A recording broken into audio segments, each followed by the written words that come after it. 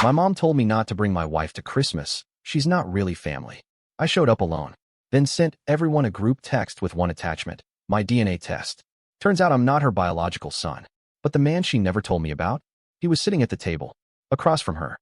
So there I was, driving back from my mom's house 3 weeks before Christmas, gripping the steering wheel so tight my knuckles went white. The conversation kept replaying in my head like a broken record. Sarah had been looking forward to her first Christmas with my family for months, picking out gifts, asking what mom's favorite wine was, the whole deal. Then mom drops this bomb on me like it was nothing. She's standing there in her kitchen, wiping down counters that were already spotless, not even looking at me when she says it. Your wife doesn't need to come this year, David. Christmas is for real family. Real family. Like Sarah wasn't real enough after 2 years of marriage, like the ring on her finger was made of plastic. I tried reasoning with her, asked what the hell she meant by real family. Mom just kept cleaning those damn counters, muttering something about traditions and how some people just don't belong. The way she said it made my stomach turn. Sarah had never done anything wrong, never caused drama, always brought dessert and helped with dishes. But mom had this look in her eyes, this cold distance that started showing up right after our wedding. When I got home, Sarah was wrapping presents on the living room floor, humming some Christmas song. The sight of her there, so happy and innocent, made me want to punch something. How do you tell your wife that your mother thinks she doesn't deserve a seat at the Christmas table? How do you explain that the woman who raised you suddenly turned into someone you don't recognize? I told her anyway. Watched her face crumble like paper in the rain. She didn't cry, just nodded real slow and said she understood. But I could see it in her eyes, that hurt that cuts deep and stays there. That night, she slept facing away from me, and I stared at the ceiling wondering what kind of man lets his mother treat his wife like garbage. The next few days were torture. Sarah pretended everything was fine, but she stopped humming those Christmas songs. Stopped asking about the family dinner. Started working late at the office, coming home exhausted and quiet. I knew she was avoiding the whole situation, and I couldn't blame her. I was doing the same thing. But something was eating at me, something bigger than just mom's attitude. See, this wasn't the first weird thing. Over the past year, mom had been acting strange around Sarah, making little comments that didn't quite make sense. Once she said Sarah reminded her of someone she used to know, someone she'd rather forget. Another time she mentioned how some people bring back memories that should stay buried. Then there were the photos.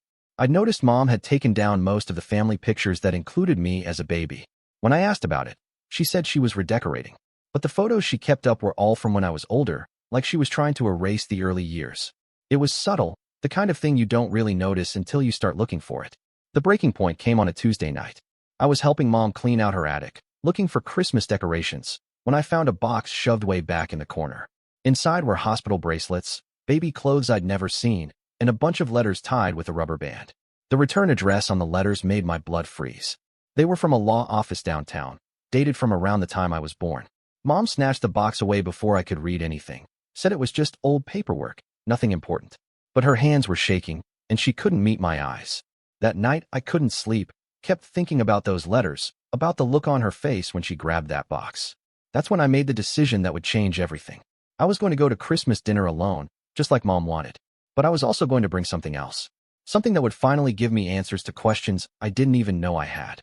I ordered the DNA test kit online that same night. Rush delivery, extra fee, the whole thing. When it arrived, I stared at that little tube for an hour before I worked up the courage to spit in it. Part of me knew I was about to open a door that couldn't be closed, but I was tired of living with secrets that weren't even mine. The results came back faster than expected. I was sitting in my car outside the office, hands trembling as I opened the email on my phone. What I saw there made the world tilt sideways. Made everything I thought I knew about myself crumble into dust. The DNA results were like getting punched in the gut by someone you trusted. According to the genetic analysis, there was a 0% chance that my mother was my biological mother. 0. Not close, not maybe, not possibly adopted. Just 0, like she was a complete stranger who happened to raise me for 32 years. I sat in that parking lot for 2 hours, reading and rereading the results, waiting for them to change. But computers don't lie, and science doesn't care about your feelings. The woman who taught me to ride a bike, who sat up with me when I had nightmares, who made my lunch every day for 12 years, wasn't related to me by blood. But here's where it gets really twisted. The test had found partial matches in the database. Close relatives. People who shared significant DNA with me. And when I clicked on the profiles, I nearly dropped my phone. 3 matches showed up, all with the same last name, Henderson. The same last name as mom's neighbor, the guy who'd been living across the street for as long as I could remember. Frank Henderson. The quiet man who always waved from his porch, who helped Mom with her groceries when Dad was working late, who somehow always seemed to be around during my childhood. The man who knew exactly how I liked my birthday cake, who never missed a single one of my Little League games, who taught me how to change a tire when I turned 16. My hands were shaking so bad I could barely navigate the website. The DNA matches showed Frank had a daughter named Rachel, a son named Tommy, and get this, an unknown son with a genetic profile that matched mine almost perfectly. The timeline made perfect sense. Frank Henderson wasn't just the neighbor. He was my biological father. I drove home in a daze, mind racing with memories that suddenly looked different under this new light. All those times Frank just happened to be there. The way he looked at me sometimes, like he wanted to say something but couldn't. How he always seemed to know things about me that even Mom didn't notice. The man had been watching his son grow up from across the street for 3 decades, pretending to be nothing more than a helpful neighbor. Sarah was waiting for me when I got home. Could tell something was wrong the second I walked through the door. I showed her the results, watched her face go through the same shock and confusion I was still processing. She just stared at the screen, then at me, then back at the screen. "This changes everything," she whispered. And she was right. It changed everything about my identity, my family, my entire understanding of who I was. But it also gave me something I'd never had before: leverage. Mom had spent years keeping secrets, manipulating the truth, controlling the narrative. Now I had a truth that could blow up her whole world. The next few days were the longest of my life. I couldn't look at Mom the same way, couldn't pretend I didn't know what I knew. Every conversation felt like acting in a play where I was the only one who knew the real script. She kept calling about Christmas dinner, making sure I was coming alone, making sure Sarah understood she wasn't welcome. I started doing my own investigation, like some amateur detective trying to solve a 30-year-old mystery. Went to the public library, looked up old newspaper archives, birth records, anything I could find from the year I was born. What I discovered made my skin crawl. There had been a scandal that year. A prominent family in town had a teenage daughter who got pregnant. The family was deeply religious, well-respected, the kind of people who couldn't afford that kind of shame. The girl disappeared for several months, and when she came back, there was no baby. No explanation. Just a family who moved on like nothing happened. The girl's name was Patricia Morrison. My mother's maiden name was Patricia Morrison. My biological mother hadn't just hidden me from the world. She'd given me to someone else to raise, someone who could keep the secret safe. And that someone was her best friend from high school, the woman I'd been calling Mom my entire life. The woman who'd agreed to raise another woman's child and never tell a soul the truth. But Frank Henderson knew. He'd always known because he was the father. The married man who'd had an affair with a 17-year-old girl and then watched from across the street as someone else raised his son. The coward who chose his reputation over his child, but couldn't stay completely away. The pieces were falling into place like a jigsaw puzzle from hell. And Christmas dinner was 3 days away. Christmas morning felt like the calm before a hurricane. I woke up early, made coffee, and stared at my phone for 20 minutes before finally typing out the group text message. Added every family member I had numbers for: Mom, my Aunt Linda, my cousins Jake and Miranda, and Frank Henderson. Yeah, I added Frank to the family group chat. Figured it was about time he joined the conversation officially. The message was simple: looking forward to seeing everyone at dinner today. Have something special to share with the family. See you at 3. I attached the DNA test results to the message and hit send before I could change my mind. My phone started buzzing immediately. Mom called 6 times in 10 minutes. I let it go to voicemail every time. Frank called once, hung up when I answered. Aunt Linda sent a text that just said, "What the hell is this?" My cousin Jake sent about 15 question marks in a row. Sarah helped me pick out what to wear, like I was getting dressed for my own execution. She wanted to come with me, said she'd wait in the car, but I told her this was something I had to do alone. Some battles you fight solo, even when you're scared out of your mind. The drive to Mom's house felt like the longest 3 miles of my life. Cars were already in the driveway when I pulled up. Frank's old pickup truck was parked right next to Mom's sedan, like they'd coordinated their arrival. The sight of it made my stomach twist into knots. I sat in my car for 5 minutes, watching the house, trying to imagine what was happening inside. Were they panicking? Planning their defense? Pretending like nothing was wrong? The Christmas lights Mom had strung around the porch looked different somehow, less festive, and more like a facade hiding something ugly underneath. When I finally walked through the front door, the silence hit me like a wall. Everyone was there, sitting around the living room like they were waiting for a funeral to start. Mom was in her usual chair, hands folded in her lap, staring at the floor. Frank was on the couch directly across from her, maybe 6 feet away, close enough to touch, but separated by 30 years of lies. Aunt Linda was the first to speak. Her voice came out sharp and accusatory. demanding to know what kind of sick joke I was playing. She waved her phone in the air, said DNA tests were unreliable, that I was trying to hurt the family for no reason. But I could see it in her eyes, that flicker of recognition. She knew something was off. Had probably always known. My cousins looked confused more than anything else. Jake kept looking back and forth between Mom and Frank, like he was trying to solve a math problem in his head. Miranda had her arms crossed, defensive, but her expression was curious. These were people I'd grown up with, shared holidays and birthdays and family vacations with, and now they were looking at me like I was a stranger. Frank finally broke his silence. Said my name real quiet, like he was testing how it sounded in his mouth. David. Just that, nothing else. But the way he said it, with this weight behind it, this longing that he'd been carrying for decades. It was the sound of a father saying his son's name for the first time in public. Mom looked up then, and the expression on her face was something I'd never seen before. Not anger, not denial, just this deep, bone-tired exhaustion. Like she'd been holding up a building for 30 years and finally let it collapse. She didn't say anything, just nodded once, real slow, like she was admitting defeat. That's when Jake figured it out. You could see the realization spread across his face like spilled coffee. He pointed at Frank, then at me, then at Mom, his mouth opening and closing like a fish out of water. He said what everyone else was thinking but afraid to say out loud. Frank is David's real dad? The words hung in the air like smoke from a gun. Frank's face went red, then white, then red again. Mom closed her eyes and took a deep breath that seemed to last forever. And I just stood there in the doorway, watching 30 years of secrets finally come into the light. But here's the thing that made my blood turn to ice. When Mom opened her eyes again, she wasn't looking at me or Frank.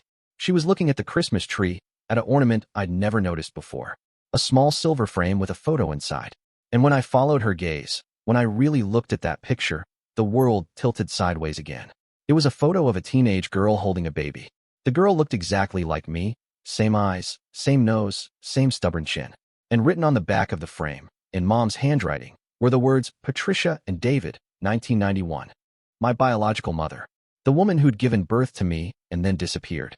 She wasn't some distant figure from the past. She was right there in the room with us, had been there my entire life. The woman I'd been calling Aunt Linda, Mom's sister, was actually my real mother. The room exploded. Everyone started talking at once, voices rising, accusations flying. But all I could hear was my own heartbeat pounding in my ears as I stared at the woman who'd given birth to me, who'd watched me grow up calling someone else Mom, who'd played the role of loving aunt while keeping the biggest secret in the world. The next hour felt like being trapped inside a tornado made of family secrets and 30 years of lies. Linda, my biological mother, finally broke down and confessed everything. The words came pouring out of her like water through a broken dam, and each revelation hit harder than the last. She'd been 17 when she got pregnant. Frank Henderson was 25, married with a new baby of his own, working as the youth pastor at their church. Yeah, you heard that right. The man who'd been my neighbor, my secret father, had been in a position of authority when he got a teenage girl pregnant. The whole thing was a scandal wrapped in a crime wrapped in a betrayal. Linda's parents, my grandparents, had threatened to disown her if anyone found out. The family's reputation in their small religious community meant everything to them. They couldn't have their daughter branded as a homewrecker, and they sure as hell couldn't let anyone know she'd been involved with a married church leader. So they made a deal with the devil. Mom, who'd been Linda's older sister and best friend, had been trying to get pregnant for years with no success. She agreed to take the baby, raise it as her own, and never tell anyone the truth. In exchange, Linda would play the role of the loving aunt, stay involved in my life, but never claim her real relationship to me. Frank would transfer to another church in a different town, but somehow ended up moving right across the street from us 5 years later. The whole arrangement was insane, but it worked for 3 decades. I grew up thinking I had a normal family, never questioning why Aunt Linda was around so much, why she seemed to know exactly what I was thinking before I said it, why she got more emotional than anyone else at my graduation, my wedding, every major moment in my life. But here's where the story gets really twisted. Frank didn't just accidentally end up as our neighbor. He'd orchestrated the whole thing. Bought the house across the street specifically to be close to his son. Spent 30 years playing the helpful neighbor while secretly being my father, watching me grow up from a distance. Never able to claim me, but unable to stay away completely. And the woman I'd called Mom? She'd spent 3 decades raising her sister's illegitimate child, pretending to be happy about it, but growing more resentful every year. That's why she'd been so hostile toward Sarah.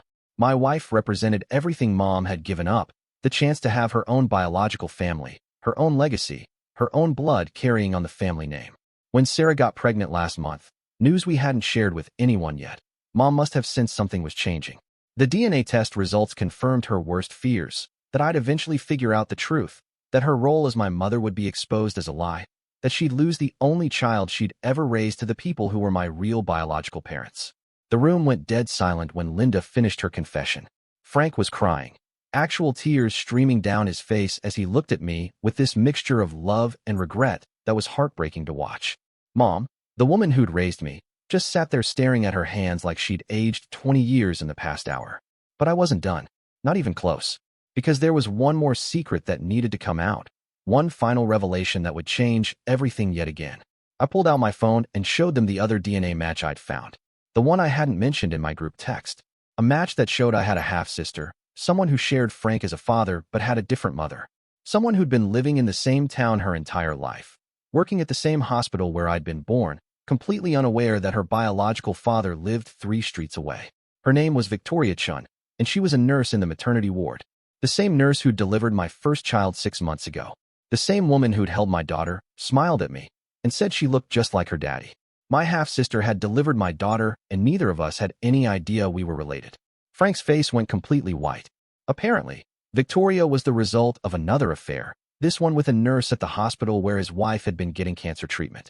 The man had a pattern of cheating on his wife with younger women, leaving a trail of illegitimate children across town. Children who'd grown up not knowing each other, not knowing him, scattered like seeds from a tree that never acknowledged its own fruit. The final bombshell came when Frank admitted there might be others. More children, more secrets, more lives built on lies and half-truths. He'd been living as this respectable neighbor, this helpful community member, while his biological children were scattered across the county, raised by other people, unaware of their real connections to each other. Christmas dinner was never served. By 6 o'clock, everyone had left except me, Mom, and Linda. We sat in the living room as darkness fell outside, 3 people trying to figure out how to move forward after everything we thought we knew had been destroyed. Mom looked at me with tears in her eyes and said the words I'd been waiting 32 years to hear. "I'm sorry, David. I'm sorry I kept this from you, and I'm sorry I took it out on Sarah. You deserved to know the truth, and she deserved to be treated like family." Linda reached over and touched my hand, the first time she'd ever touched me as my mother instead of my aunt. Her voice broke when she told me she'd thought about confessing 1,000 times over the years, but she'd been afraid of losing me completely. Afraid that if I knew the truth, I'd hate her for giving me away, hate Mom for lying to me, hate Frank for being a coward. The consequences of that Christmas revelation rippled through our family like an earthquake. Frank's wife found out about Victoria and immediately filed for divorce. Victoria learned she had a half-brother and decided to build a relationship with me and my daughter. My cousins Jake and Miranda had to reckon with the fact that their aunt was actually their cousin's mother, that their family tree was more like a family pretzel. Sarah and I made the decision to move across the country 6 months later. Not to run away from the truth, but to start fresh somewhere new. Somewhere we could build our own family traditions without the weight of 30 years of secrets pressing down on us. We invited both Linda and Mom to visit, establishing new relationships based on honesty instead of lies. Frank tried to reach out several times, wanting to build a relationship with me and his granddaughter. But I wasn't ready for that. Maybe someday, but not yet. Some wounds need time to heal before you can even think about forgiveness. The strangest part of the whole ordeal was how normal everything felt once the truth was out. Linda was still Linda, just now she was Linda my mother instead of Linda my aunt. Mom was still the woman who'd raised me, loved me, sacrificed for me, even if we weren't related by blood. Frank was still the neighbor who'd taught me to change a tire. Just now I understood why he'd been so invested in making sure I learned it right. Victoria and I started having dinner once a month, sharing stories about our childhood, comparing notes about Frank's weird habits and mannerisms that we'd both inherited. It was surreal, discovering I had a sister who'd been living parallel life just a few miles away, someone who understood parts of me that I'd never been able to explain to anyone else. But the biggest consequence was the most unexpected one. Sarah's pregnancy, the one we'd kept secret through all the Christmas drama, resulted in twin boys. And when they were born, Victoria was the nurse on duty. My half-sister delivered my sons, just like she'd delivered my daughter. Some connections transcend secrets and lies, finding ways to bring families together even when the truth has been buried for decades. Those twins are 3 years old now, and they know the whole story. Age-appropriate version, obviously, but they know that Grandma Linda is also Mommy's mommy, that Grandma Patricia raised Daddy, but isn't his biological mom, that Aunt Victoria is Daddy's sister who helped bring them into the world. They think it's perfectly normal to have a complicated family tree, because that's all they've ever known. Looking back, I realized that Christmas dinner was the best gift I ever received, even though it felt like the worst day of my life when it was happening. The truth, no matter how messy and painful, is always better than living a lie. And family, real family, isn't just about blood and DNA. It's about the people who choose to love you, support you, and stick around even when everything falls apart. Frank Henderson died 2 years later, never having built the relationship with me that he'd wanted. But Victoria spoke at his funeral, and so did I. We talked about the man who'd been too afraid to claim his children, but too much of a father to abandon them completely. It wasn't forgiveness, exactly, but it was understanding. Sometimes that's the best you can do. And that's the story. If you're still here, that means you're one of us. So go ahead, hit that subscribe button. I drop new chaos every single day, and trust me, tomorrow's story, it's even worse than this one.